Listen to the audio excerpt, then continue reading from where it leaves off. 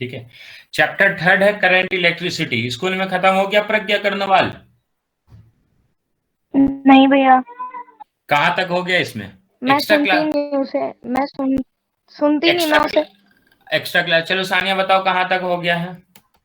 इसको ये तो सुनती नहीं हमने ना तो। आज वो डिराइव करा रेजिस्टेंस और सीरीज सीरीज पैरेलल का? पैरेलल। ओके ओके, हाँ चलो फिर ठीक है। सीरीज पैरेलल का रेजिस्टेंस डिराइव किया, अच्छा। शुरू कहाँ से किया गया था, किसी कुछ ओम्स आइडिया? लॉ नहीं, ड्रिफ्ट वेलोसिटी। ड्रिफ्ट वेलोसिटी से, ठीक है। तो मैं आपको चैप्टर डिफाइन कर देता हूँ। था आज फिर और समर, समर कैंप। यार इसका एक अलग चल रहा है summer camp, virtual summer camp. चलिए कोई दिक्कत नहीं, स्कूल में खत्म हो गया तो यहाँ पर खत्म, यहाँ पर भी खत्म कर देंगे। ठीक है, 4 से 5 यूनिट है इस चैप्टर में, ठीक है।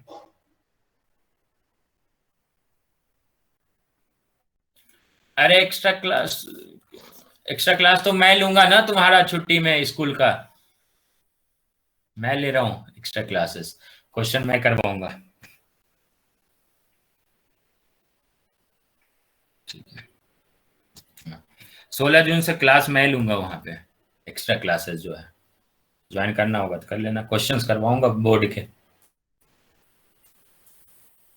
प्रीवियस ईयर, तीनों चैप्टर के, जो चैप्टर पढ़ाया गया उसके क्वेश्चंस करवा दूंगा मैं। तो सुनिए, पहली कहानी ये है कि चैप्टर को हम लोगों ने कितने पार्ट में डिवाइड कर लिया है वो चीज समझिए। एक चैप्टर का पार्ट है microscopic forms of Ohm's law, forms of Ohm's law, Ohm's law, ठीक है। एक चैप्टर का जो पोर्शन है, ये पोर्शन जो आप लोग देख रहे हैं, मतलब आपको सारे पोर्शन समझ में आना चाहिए कि कौन कौन से पोर्शन हम लोग डील करने वाले हैं। एक पोर्शन है series and parallel combination of resistance, series and parallel combination, ठीक है, ऑफ रेजिस्टेंस। लेक्चर में बता देता हूँ कि कितने कितने लेक्चर एटलीस्ट सब में लगेंगे, वो तो आपके हिसाब से, उसके हिसाब से चलना चाहिए। एक एक जो पोर्शंस है उसमें आएगा बेटा Kirchhoff's law, Kirchhoff's law, nodal analysis, ठीक है, ठीक है। ये दोनों के लिए होगा, रजिस्टर प्लस कैपेसिटर दोनों के लिए, ठीक है, रजिस्टर प्लस कैपेसिटर के दोनों के लिए, ठीक है। अच्छा, अब इसमें एक एक पोर्शन से ये है, वो होगा आरसी सर्किट, यानी कि कैपेसिटर और रजिस्टर दोनों मिला के। एक पोर्शन यहां पर होगा बेटा आपका इंस्ट्रूमेंटेशन, इंस्ट्रूमेंटेशन ये पूरा का पूरा प्रैक्टिकल है, दिस इज प्रैक्टिकल फिजिक्स। पर मैं आपको थ्योरेटिकल भी पढ़ाऊंगा और इस तरीके से बताऊंगा कि जब आप प्रैक्टिकल करने जाएंगे वहां पर तो आपको सारी नॉलेज पहले से होगी, ठीक है, एग्जैक्ट नॉलेज होगी कि कैसे मेजरमेंट करते हैं, क्या डिवाइस होता है, कैसा डिवाइस होता है, ठीक है, सारे फोटो दिखाते हुए पूरा का पूरा। और बहुत ज्यादा जरूरी है ये चीज है, ठीक है, आपको पता होना चाहिए कि क्या है इंस्ट्रूमेंटेशन, ठीक है। लेक्चर्स की बात करूं मैं तो ये वाला जो पोर्शंस है वो आएगा 3 लेक्चर्स, ठीक है। ये वाला जो पोर्शंस है वो आ जाएगा आपका series and parallel combination 5 lectures, Kirchhoff's and nodal analysis register plus combination ये भी जाएगा 3 to 5 लेक्चर्स, ठीक है। क्वेश्चन पे डिपेंड करता है, जितना जल्दी सीख लेंगे उतना, ये सिर्फ क्वेश्चंस वाला टॉपिक है, ठीक है। आरसी सर्किट 2 लेक्चर्स, ठीक है, RC circuit 2 lectures, instrumentation 7 lectures, ठीक है। तो ये सबसे ज्यादा इंपॉर्टेंट टॉपिक है क्योंकि ये प्रैक्टिकल वाला भी है और थ्योरेटिकल भी स्कूल में जाता है। तो टोटल देखा जाए तो अप्रोक्सीमेटली 20 लेक्चर्स तो बनते ही बनते हैं, ठीक है। 20 लेक्चर से कम में ये चैप्टर डील भी नहीं हो पाएगा, यानी कि अगर जो आज ये 15 जून है आपका, 14 जून होगा आज, कितना 15 जून है शायद, तो कोशिश करेंगे कि इस मंथ के एंड तक इस चैप्टर को डील कर लें, कोशिश ये करेंगे, ठीक है। और दोबारा मैंने बता ही दिया था कि जैसे ही 15 तारीख को आपका स्कूल का छुट्टी होगा तो आपके स्कूल का एक्स्ट्रा लेक्चर हो, कुछ भी हो, मुझे उसका अभी स्कूल का लेक्चर है इसलिए मुझे फर्क पड़ता है कि आप लोग अटेंड कर रहे हैं नहीं अटेंड कर रहे हैं, ठीक है। उसके बाद मैं लेक्चर रखूंगा और सुबह भी लेक्चर रखूंगा, तो उसके लिए पहले ही प्रिपेयर रखिएगा, ठीक है। पूरा मुझे प्रीवियस ईयर क्वेश्चंस करवाने हैं, दोनों पूरे उसके बोर्ड के सारे क्वेश्चंस करवाने हैं, चैप्टर वाइज एक एक क्वेश्चन डील करने हैं, ठीक है। तो वो तो मैं क्लास लूंगा ही, और जो शेड्यूल हो जाएगा तो उस समय जितने भी 5 बच्चे आएंगे मैं उतने पे ही लेक्चर्स चला दूंगा, ठीक है।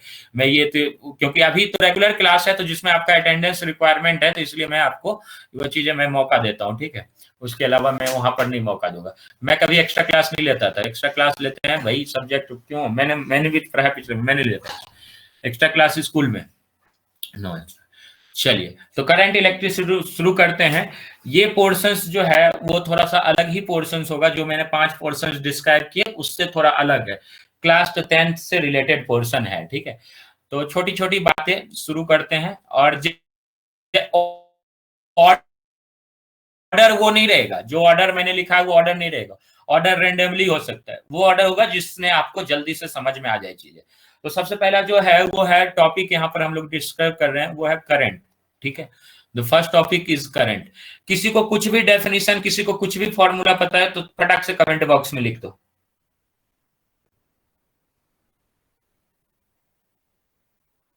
जल्दी से।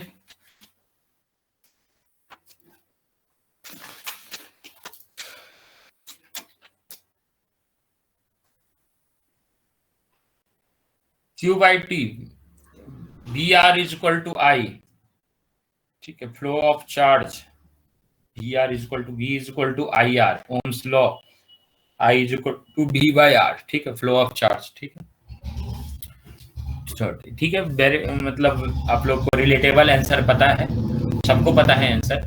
क्लास 10th का है, आराम आराम से सुनिएगा, पूरा फोकस रहिएगा इस चैप्टर में, ठीक है। इस चैप्टर का फील एग्जैक्टली आपको आएगा, कहीं से कोई दिक्कत नहीं होगी, चैप्टर में कोई पोर्शंस में दिक्कत नहीं होगी, ठीक है। पूरे की पूरी पोर्शंस आपको समझ में आएगी, ठीक है। भले पहला पोर्शंस जो है वो जिसकी मैथमेटिक्स अच्छी उसको समझ में आएगी, मैथमेटिक्स मतलब जिसकी डिफरेंशिएशन इंटीग्रेशन अच्छा, उसी को ये पोर्शन समझ में आने वाला है, ठीक है। डिफरेंशिएशन इंटीग्रेशन में दिक्कत है तो ये पोर्शन थोड़ी सी दिक्कत हो जाएगी, यानी कि 11th का ये 12th का फिजिक्स है, तो जरूरी नहीं है कि वो Q by T हम लोग लगाएंगे, ठीक है, और V is equal to IR लगाएंगे, तो वो तो फॉर्मूला कहीं यूज होने ही कहीं नहीं है, ठीक है। तो सुनते हैं, बोलते हैं it is defined as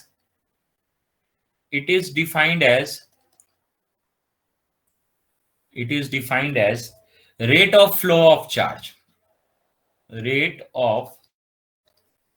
charge. Notes मैं यहीं से बनाते जाऊंगा, आपको नोट्स यही भेजते जाऊंगा, जिसने पुराना नोट्स कवर किया है, ठीक है। जो पुराना नोट्स अगर जो किसी का पेंडिंग है तो पुराना नोट्स को तो करते रहिए और साथ ही साथ इसको करते जाइए, ठीक है। आप पुराने नोट्स में पेजेस छोड़ दीजिए और इसको साथ ही साथ करते जाइए। मैं तो कहता हूं अभी आप लोग मेरे साथ ही लिखिए तो ज्यादा बेटर है, जैसे वो करता है Gaurav. It is defined as rate of flow of charge. जहां पर देखिए एक्सप्लेनेशन चल रहा है छोड़ दीजिए, क्योंकि पीडीएफ तो मिलेगा ही ना, तब नोट कर दीजिएगा, और जहां पर साथ में लिख सकते हैं वहां लिख लीजिए। It is defined as rate of flow of charge. तो जो ये करंट है, करंट को आई से डिनोट करते हैं, ठीक है। It is defined as rate of flow of charge, current को आई से डिनोट करते हैं, और आई इज इक्वल टू लिखते हैं dq बाय dt, ठीक है। अभी तक हम लोग Q by T लिख रहे थे, अब Q by T लिखना छोड़ दिए और क्या लिखा, dq by dt, ठीक है। जैसे वेलोसिटी को dx by dt लिखते हैं ना बेटा, नंदनी आ गई थी, dx by dt लिखते हैं, उसी तरीके से अब हम लोग यही देते हैं वेलोसिटी क्या है, rate of change of displacement या एक्सेलरेशन लिखना होगा, तो rate of change of velocity है यानी dv by dt है, ठीक है। तो ये सारे के सारे ऐसे ही वाले फॉर्मूले यूज होंगे, इस तरीके वाले फॉर्मूले यूज होंगे, ठीक। तो हम लोगों ने बोल दिया dq by dt। और I के बारे में क्या बोला, जो I है this is nothing but instantaneous current. ये कौन सा करंट है, इंस्टेंटेनियस, ठीक है, इंस्टेंटेनियस करंट। इस करंट के बारे में हम लोगों ने एक बात बोला कि इट इज इंस्टेंटेनियस करंट, ठीक। इंस्टेंटेनियस मतलब एक पार्टिकुलर इंस्टेंट पे बात कर रहे हैं, ठीक है, कि 3 सेकंड पे क्या करंट होगा, 4 सेकंड पे क्या करंट होगा, करंट घट रही होगी, बढ़ रही होगी, कांस्टेंट है, बहुत सारी बातें होंगी ना 12th में। तो हम लोगों ने बोला इट इज इंस्टेंटेनियस करंट, क्या बोला, rate of change, rate of flow of charge. अच्छा, ये सब बातें तो आपको याद होगी, क्या होता है बेटा, क्या कौन सा क्वांटिटी है, स्केलर क्वांटिटी है, ये सब 10th में रट के मर गए हम लोग। स्केलर क्वांटिटी है, पर इसके पास डायरेक्शन है, आगे मैं इसका डायरेक्शन यूज करूंगा। दो it is a scalar quantity but direction of current is considered in this chapter, ठीक है। स्केलर क्वांटिटी, एसआई यूनिट के बारे में पता होगा कि एसआई यूनिट क्या है, किसी को पता है एसआई यूनिट? बताओ तो क्या होता है एसआई यूनिट, लिखो यार। एम्पियर, ठीक है, वेरी वेरी गुड। चलिए, एसआई यूनिट इज एम्पियर, ठीक है, एम्पियर है एसआई यूनिट, सबका सही आंसर है। एम्पियर को कैपिटल ए से डिनोट करते हैं, किससे डिनोट करते हैं? कैपिटल ए से। तो ये this is for basic information, ठीक है, ये इंफॉर्मेशन मैंने साइड में लिख दिया। तो अगर जो ये करंट है, तो इसके लिए अगर जो आपने डिफाइन किया है एवरेज करंट, इंस्टेंटेनियस करंट, तो कुछ एवरेज करंट भी होगा। तो हम लोगों ने लिखा एवरेज करंट, जो हमें जानना है वो क्या जानना है? एवरेज करंट, ठीक है। हम लोग इंस्टेंटेनियस भी निकालेंगे और एवरेज करंट भी निकालेंगे। एवरेज करंट क्या होगा? बोलते हैं एवरेज करंट के बारे में बोल रहा है, तो average current is defined as the average current is defined as, अब लिखना तो पड़ेगा ही, थ्योरेटिकल पार्ट है, defined as the average current is defined as the ratio of, जैसा लिखा हुआ वैसे याद कर लीजिए, the ratio of total charge flown through a circuit, flown through a circuit, ये सब हम लोग याद ही रखते हैं, मतलब क्या कहते हैं, देख के ही लिखते हैं, circuit and the time taken, and time taken to flow this charge. जो भी इंग्लिश लिखा हुआ है उसका हिंदी समझाएंगे, कोई दिक्कत नहीं है, और हिंदी समझेंगे नहीं, फील करेंगे हिंदी को। अच्छा देखो, बचपन में याद है, बचपन में एक बहुत प्यारी, बचपन आप कितना अच्छा होता है ना, तो वेलोसिटी क्या लिखते थे? dx by dt, यानी rate of change of displacement. लेकिन जब एवरेज वेलोसिटी लिखना होता था तो हम लोग लिखते थे net displacement upon total time taken, ठीक है, यही करते थे, याद होगा। या एवरेज स्पीड लिखते थे, स्पीड एवरेज, ठीक है, एवरेज स्पीड लिखते थे, तो क्या लिखते थे? Total distance upon total time ना। जब एवरेज निकालना होता तो क्या लिखते थे? Total distance upon total time. जैसे ये बात सिंपल सी है कि यहां से अगर जो ऋषिकेश जाएंगे तो हमारी जो गाड़ी की स्पीड है वो कांस्टेंट नहीं रहेगी, कभी इंक्रीज करेगी कभी डिक्रीज करेंगी। तो हमें अगर जो एवरेज स्पीड बतानी है तो मैं बोलूंगा कि आपको टिहरी से ऋषिकेश तक का पूरा डिस्टेंस ले, अगर जो ऋषिकेश जा रहे हैं टिहरी से ऋषिकेश तक का पूरा डिस्टेंस लेना पड़ेगा और उसको टोटल टाइम से डिवाइड करना पड़ेगा, तो आपका क्या आ जाएगा? Average speed. ये सब बच्चे को पता है कि एवरेज कैसे निकालता है, ठीक है, कितना घंटे में पहुंचाना। अगर जो यहाँ पर हम लोगों ने कि 1 घंटा में 30 किलोमीटर चले गए तो 30 किलोमीटर पर आवर की एवरेज, चाहे हम लोगों ने बीच में कहीं ब्रेक लगाया हो, कहीं कुछ भी बनाया होगा, पर एवरेज तो हम लोग को थोड़ा थोड़ा पता ही है। तो एवरेज का कहीं पर भी मीनिंग एक ही होता है, एवरेज का कहीं पर भी मीनिंग एक ही होता है, टोटल अपॉन टोटल, ठीक है, कि total distance upon total time taken, total displacement upon total time taken. या एवरेज एज तुम लोगों का निकालेंगे, एवरेज एज निकालेंगे तो क्या निकालेंगे? सबका एज का सम करेंगे ऊपर में, और नीचे क्या करेंगे? सबका नंबर का सम करेंगे कि 18 बच्चे हो कि 15 बच्चे हो, तो वो क्या निकलेगा? एवरेज। एवरेज अभी भी वैसे निकालते हैं। अच्छा, एवरेज को डिनोट करने के लिए हम लोग का एक तरीका है, लिखते हैं आई एवरेज। इसको क्या लिखते हैं बेटा? I average. या फिर कोई ऐसे भी लिख दे, इस तरीके से लिख दे हर्षिता, आई, और इसके साथ ये 2 ब्रैकेट बना दे, ऐसा वाला ब्रैकेट बना दे, ठीक है। ये क्लोज ऐसे ब्रैकेट नहीं है, ये ऐसे ब्रैकेट है, इस तरीके का ब्रैकेट है, आई के साथ ऐसा ब्रैकेट बना दे तो उसको एवरेज लिखते हैं। आपको ब्रैकेट याद नहीं है तो आप आई एवरेज लिख सकते हैं, आई एवरेज सीधे सीधे लिख सकते हैं। दिस इज इक्वल टू, देखिए कितना है, बहुत अच्छा फॉर्मूला है कि टोटल जो चार्ज है, कितना फ्लो किया है टोटल चार्ज, और टोटल टाइम निकाल दो। टोटल क्या निकाल दो? Time. Total time, total charge. अब देखो इसमें कैसे करते हैं, इस बात को कौन कौन समझते हो हम ही देना। टोटल टाइम यानी सम ऑफ ऑल टाइम, मतलब यहां से चंबा जाने में कितना लगा, यहां से टिहरी, नई टिहरी जाने में कितना लगा, चंबा से आगे प्रताप, वो क्या कहते हैं, वो आगरा खाल जाने में कितना लगा, उसके आगे जो भी जगह है उतना जाने में कितना लगा। तो ऐसे टोटल टाइम मतलब sum of all the time. Sum of all time को हम लोग लिखते हैं इंटीग्रल dt। क्या लिखते हैं बेटा? इंटीग्रल dt, ठीक है, इंटीग्रेशन मतलब सम, इंटीग्रेशन मतलब सम, तो दिस इज लिखा सम ऑफ dt। अब यहां पर लिखा इंटीग्रेशन आई dt, ठीक है, इंटीग्रेशन आई dt। देखो अभी ये आपने पढ़ा कि आई इज इक्वल टू क्या होगा, dq बाई dt, ठीक, I is equal to d q by d t. तो I d t is equal to क्या हो गया, डी क्यू। डी क्यू मतलब स्मॉल चार्ज। अब दोनों को इंटीग्रेट कर देंगे, तो डी क्यू को इंटीग्रेट करेंगे तो डी क्यू का इंटीग्रेशन मतलब क्या, आई डी टी का इंटीग्रेशन। डी क्यू का इंटीग्रेशन का मतलब आई डी टी का इंटीग्रेशन। तो अगर जो आप चाहें तो बच्चों की तरह भी इसको लिख सकते हैं। बच्चों की तरह सर भैया कैसे, इसका क्या मतलब हुआ बच्चों की तरह, तो पहले इसको क्या लिख लो, पहले इसको लिख लो डी क्यू, और फिर डी क्यू तो आप यहां से निकाल ही सकते हैं, from here you can calculate d q. D q is nothing but I d t, तो I d t by integral d t, I d t यानी net charge upon net time. This is the mathematical formula, ठीक है। अब हम लोग वैसा वाला formula नहीं लगाएंगे टोटल करंट, अब हम लोग सारे इंटीग्रल फॉर्मूले लगाएंगे, सारे इंटीग्रल फॉर्मूले लगाएंगे। तो ठीक है, पहला क्वेश्चन शुरू करते हैं, पहला ही क्वेश्चन शुरू करते हैं, देखते हैं कि क्या चीज आप लोग कैलकुलेट कर पा रहे हो कि नहीं कैलकुलेट कर पा रहे हो। तो देखते हैं वेरी फर्स्ट क्वेश्चन, बस this is the only formula, ठीक है, यही दो फॉर्मूला लगेंगे, फर्स्ट फॉर्मूला और second formula, this formula and this formula, बस इतना ही फॉर्मूला है। इतने पे 2 लेक्चर्स में क्वेश्चन का लूंगा या 1 लेक्चर क्वेश्चन का लूंगा। पहला क्वेश्चन ये रहा आपके स्क्रीन पे, this is the very first question. ऐसा लिखा हुआ है, the current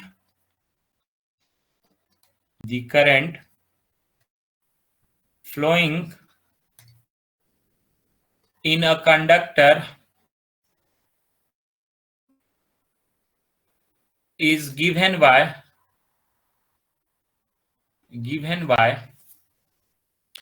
I is equal to 3t plus 2, I is equal to 3t plus 2, find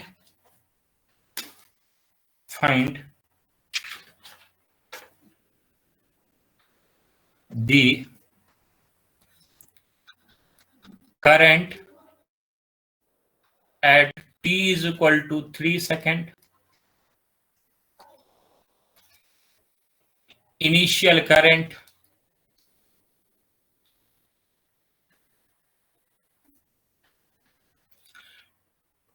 total charge flown in 2 second, ठीक है, total charge flow in 2 second. Solution,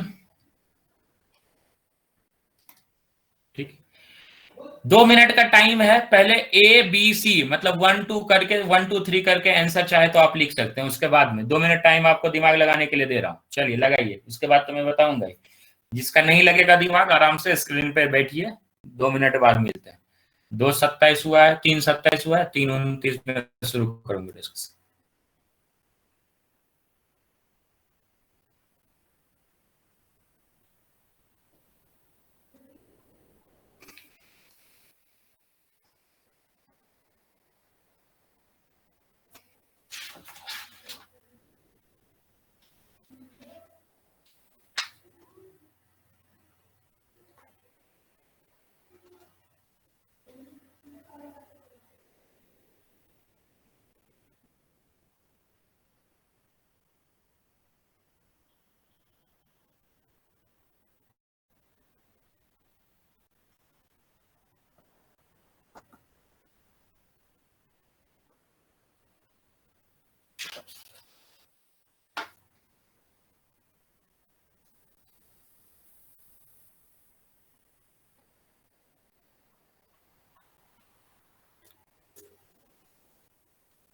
तो है महानुभाव answer करने वाला है, करो।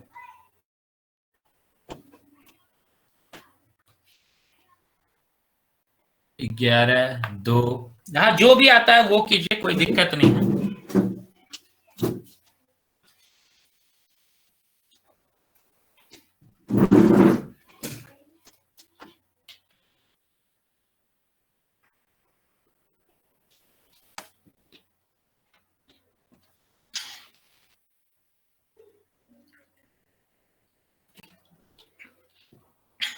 एटलीस्ट कुछ तो रिप्लाई करोगे, एक दो क्वेश्चन का भी तो आंसर होगा। जो भी आपको आता है वो आप आंसर कर दीजिए।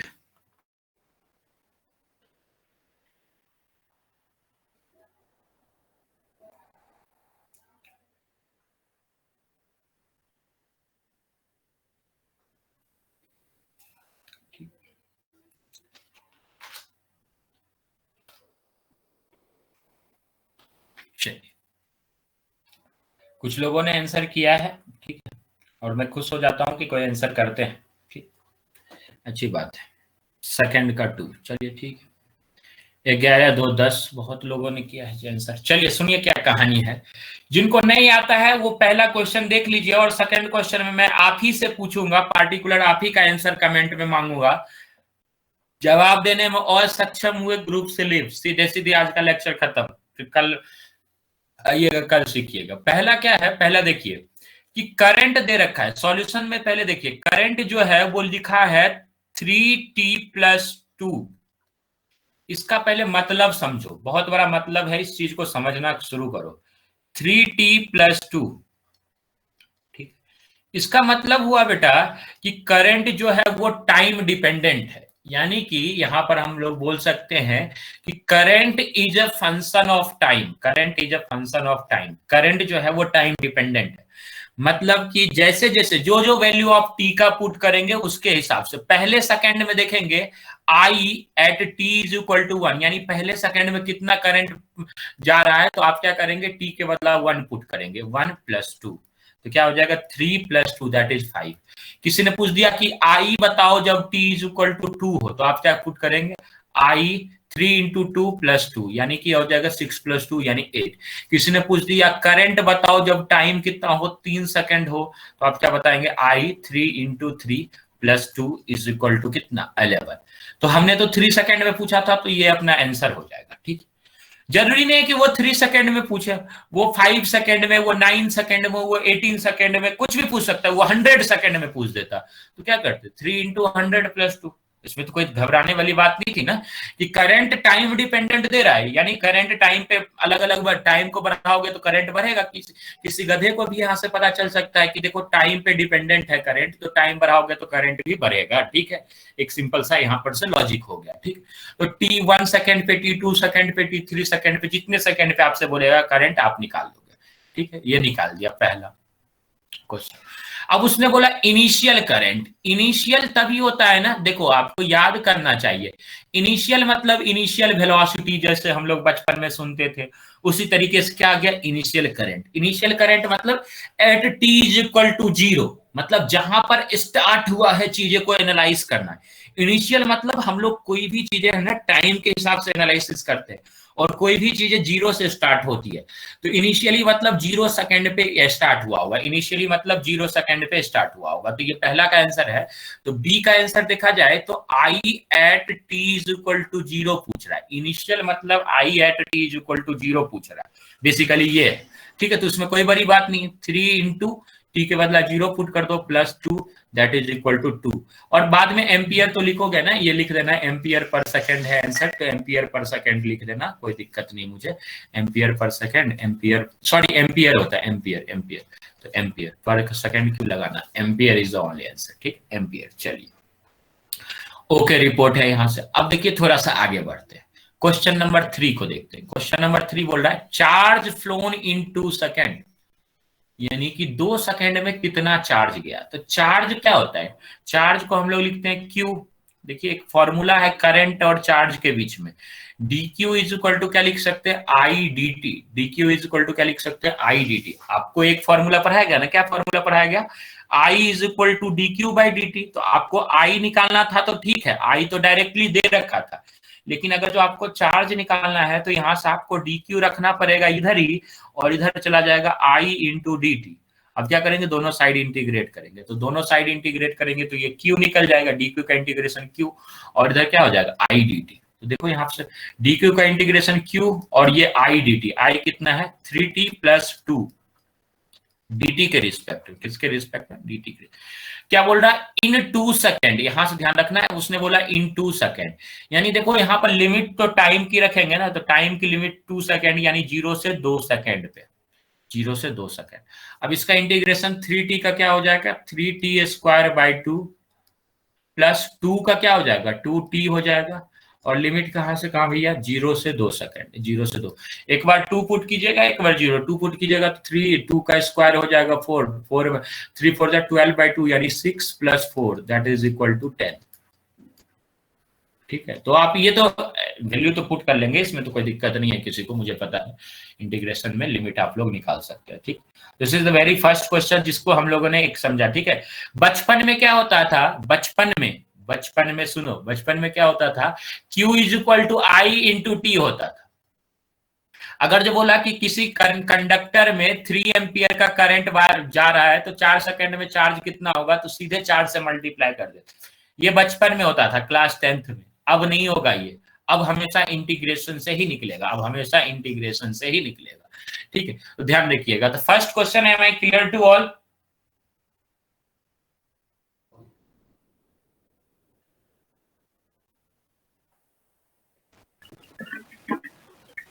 चलिए, प्रज्ञा तुम्हारा फिर से माइक ऑन हो गया। चलिए नेक्स्ट क्वेश्चन देखते हैं।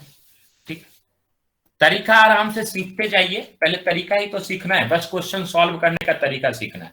मैं अभी बस इसी पे एक क्वेश्चन दे रहा हूं, इसी पे सेम पे दे रहा हूं एक क्वेश्चन, आपको सॉल्व करना है, लिखना है। मैं क्वेश्चन दे रहा हूं, द करंट, आंसर सबको बनाना है, the current in the circuit is given by I is equal to t plus 2, find the initial value of current। फटाफट आप लोग सॉल्व करते जाओ, करंट, और आंसर जब साथ ही में लिखना तीनों का आंसर, तब मैं देखूंगा ना। Current at t is equal to, जिसको बोलूंगा आंसर लिखना वही लिखेगा सबसे पहले।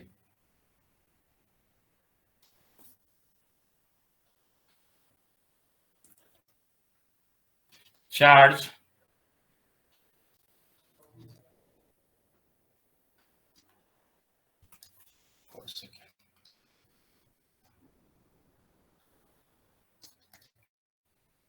आराम आराम से सॉल्व कर लीजिए, 2 मिनट टाइम है। ठीक है, उसके बाद आंसर मैं पूछूंगा। मुझे पता है सब लोग सही लिखेंगे, तो आंसर तो बताना ही पड़ेगा, सबको आंसर बताना पड़ेगा। जो ग्रुप छोड़ दी, अच्छा उत्सव कहाँ चला गया, उत्सव तो गायब हो गया, ऐसा क्या हो गया उत्सव को आज? करणप्रीत है, उत्सव गायब हो गया। ठीक है, कोई दिक्कत नहीं, जिसको गायब होना है होना चाहिए। ठीक है,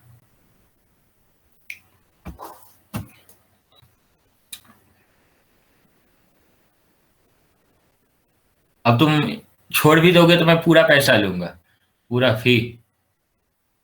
ठीक है, किसी भी तरीके से पैसा वसूलना मेरा काम, वो तो वसूल ही लूंगा, बिहारी हूँ।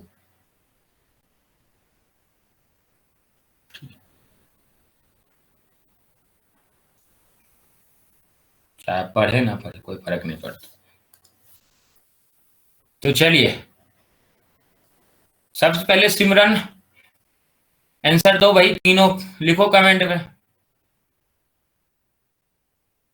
सिमरन सजवान,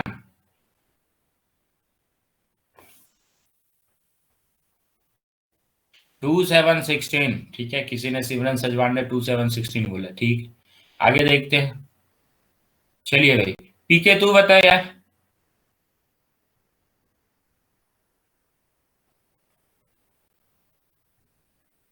प्रज्ञा आंसर चेंज है तो वो बताओ, सेम आंसर है तो वो बताओ।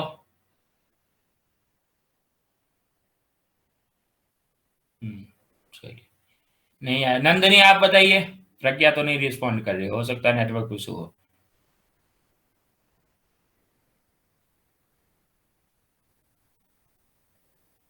टू 7 4। चलिए, ओके है रिपोर्ट। ठीक है, हाँ जी, प्रसून शर्मा जी आप बताइए।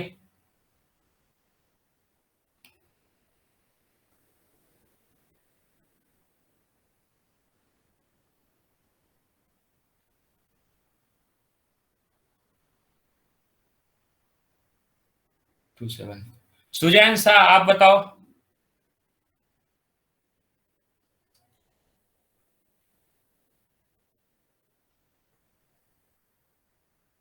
दिशा विष्ट आप लिखो।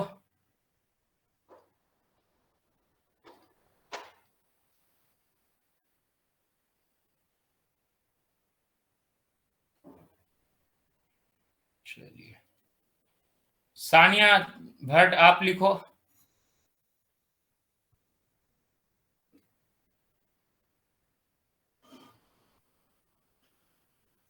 हर्षिता जी आप लिखिए।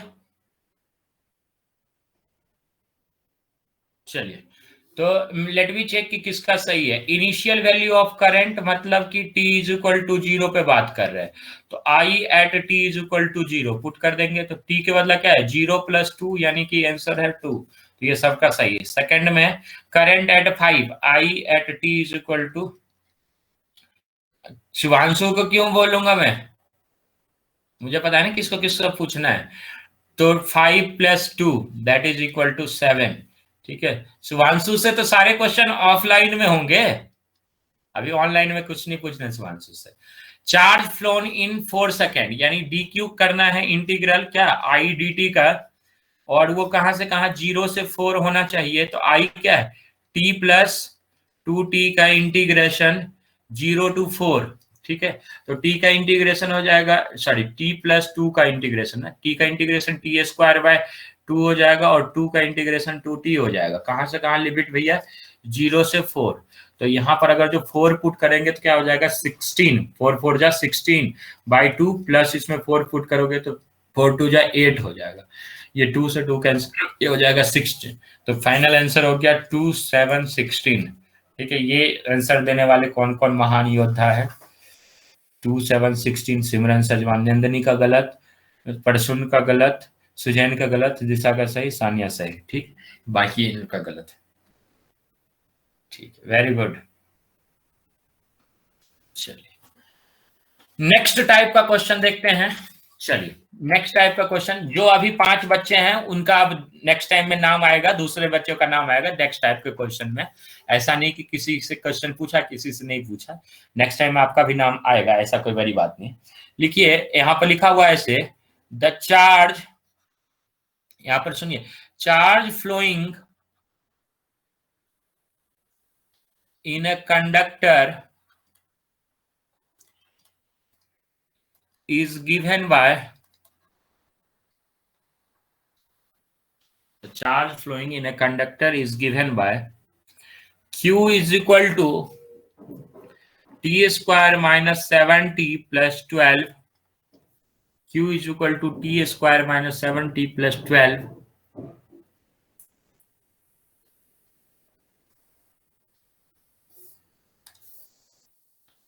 find the value of charge flown in third second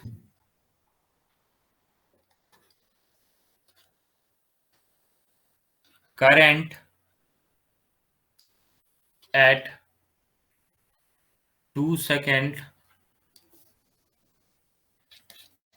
time when current is 0, time when current is 7 ampere, time when charge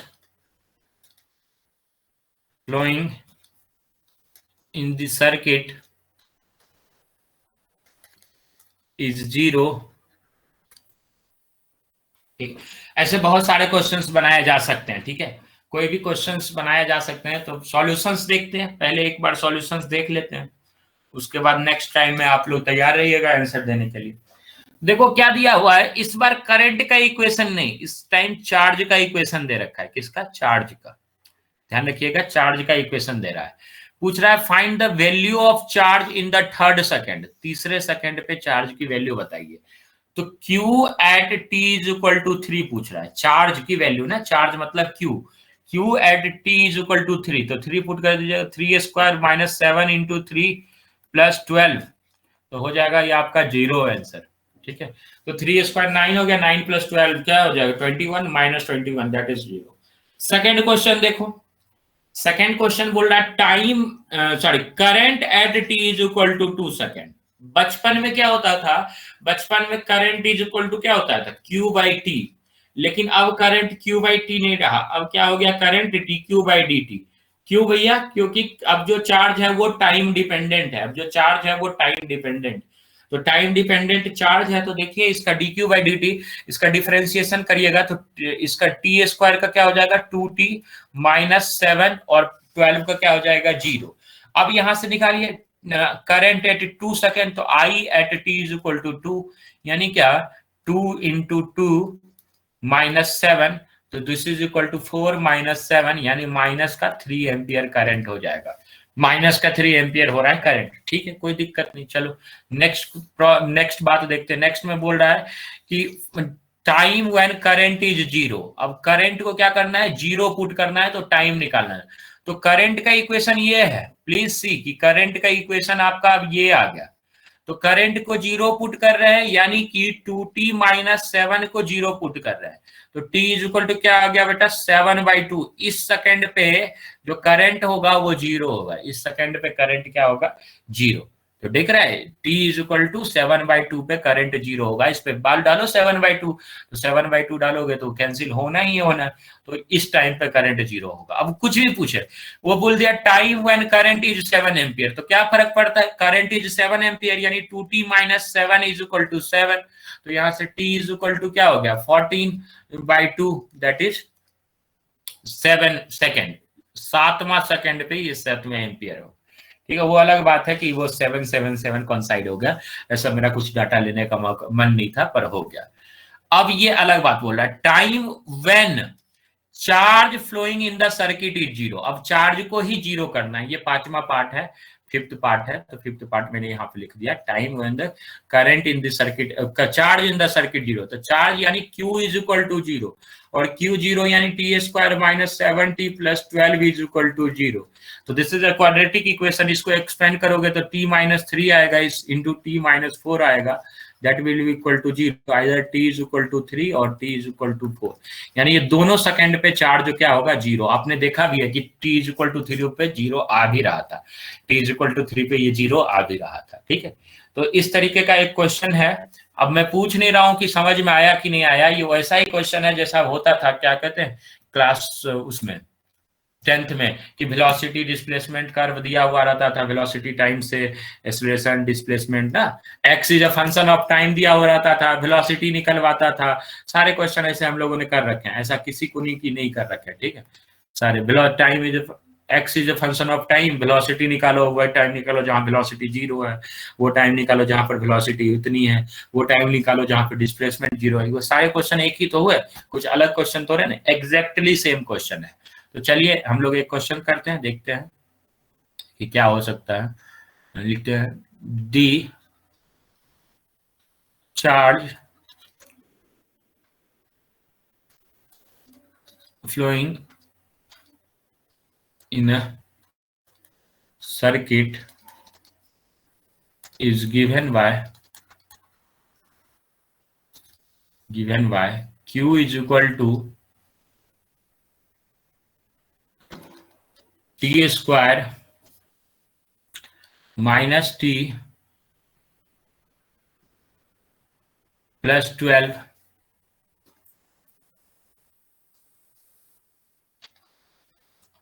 find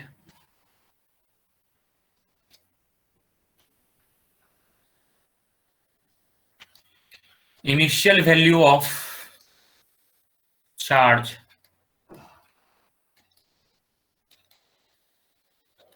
initial value of current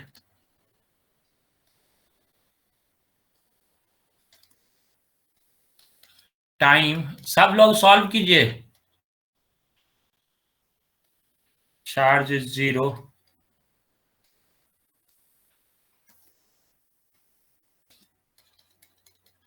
time when current is 0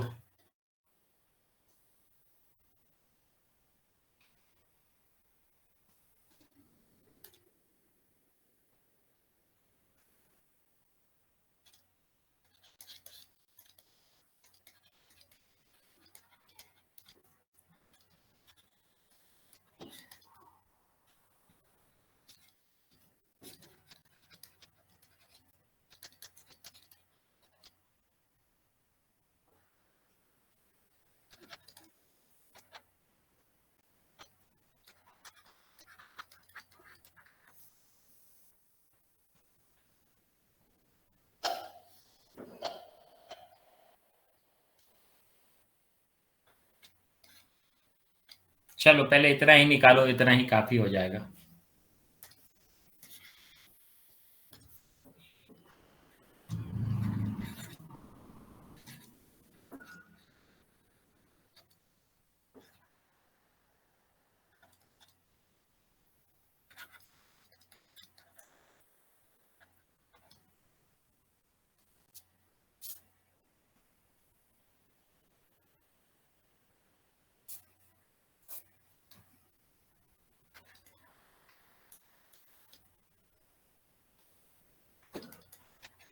चलो सुजैन का दोबारा नाम लिया है, ठीक है।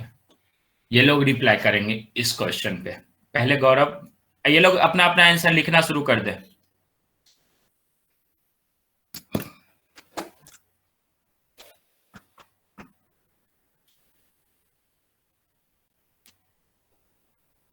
गौरव सारे answer लिखना, एक ही साथ पूरा आंसर लिखना ताकि पता चले।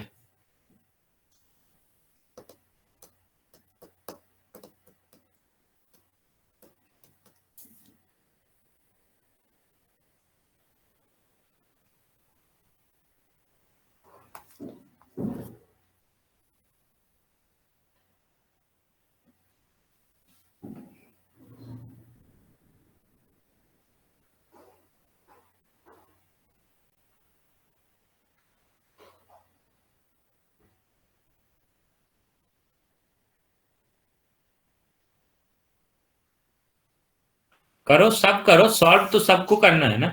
आंसर वो लोग लिखेंगे, उसके बाद आप लोग भी आंसर लिखिएगा। इसमें तो मुझे सबका जानना है राय कि सब कौन कौन सही लिख रहा है, ठीक है।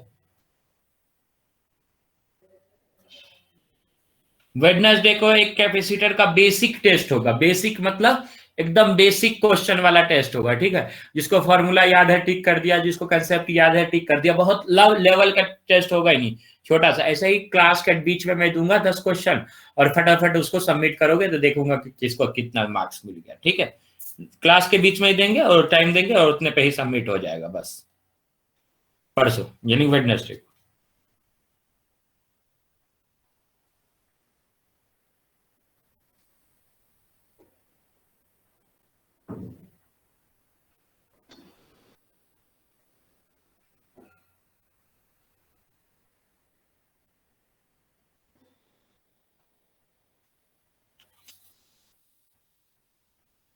चल, जिसको जितना आ रहा है उतना आंसर लिखो। 2 का आ रहा है 2 का लिखो, 3 का आ रहा है 3 का लिखो, सबका आ रहा है सब। कोई भी लिख सकते हो आंसर, इन चारों के अलावा आप कोई भी लिख सकते हो आंसर ग्रुप में। सबको मौका दिया गया आंसर लिखने का। देखते हैं कौन लिखता है। जिसको लिखना है लिखो, क्योंकि टाइम बहुत कम बचा है, इसलिए सब अलावा है।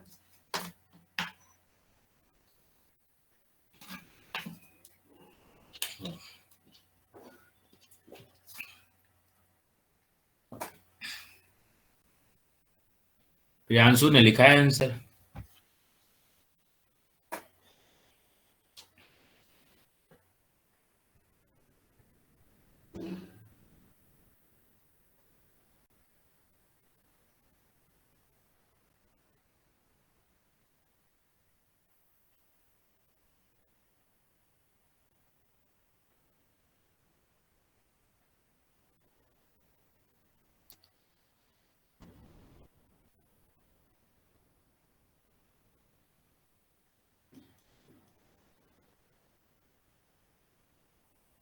चलो, और कोई है महानुभाव?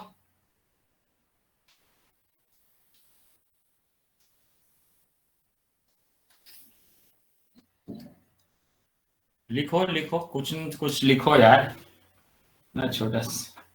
सेम किसका वाला सेम बताना भाई। गौरव बोल रहा है नॉट पॉसिबल 1/2 1/2। किससे तुम सबका सेम ही है? हो गया कर। हाँ तो प्रियांशु वाला सेम है।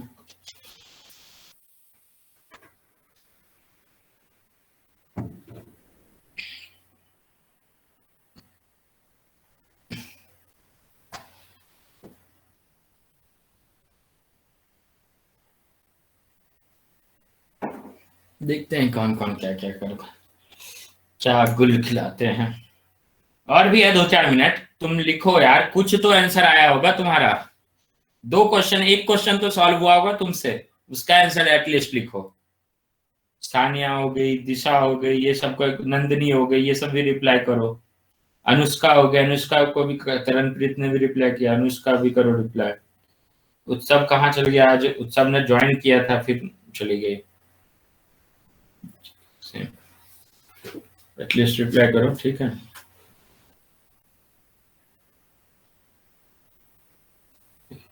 अनुष्का तुम भी बेटा रिप्लाई करो, तुम तो एकदम रिप्लाई करती नहीं हो। तुम भी करो, और तुम्हारा भाई भयंकर रिप्लाई करता है।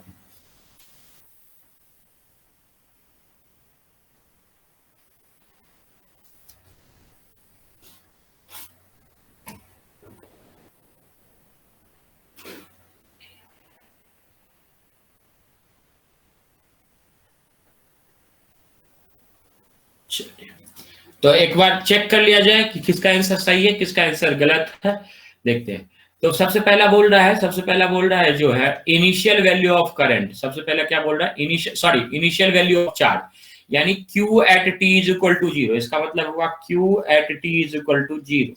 इनिशियल वैल्यू मतलब टाइम 0 पुट करना है, तो इसी में 0 पुट कर देंगे, यानी 0 का स्क्वायर माइनस 0 प्लस 12, तो दैट इज इक्वल टू 12। ये सही आंसर है।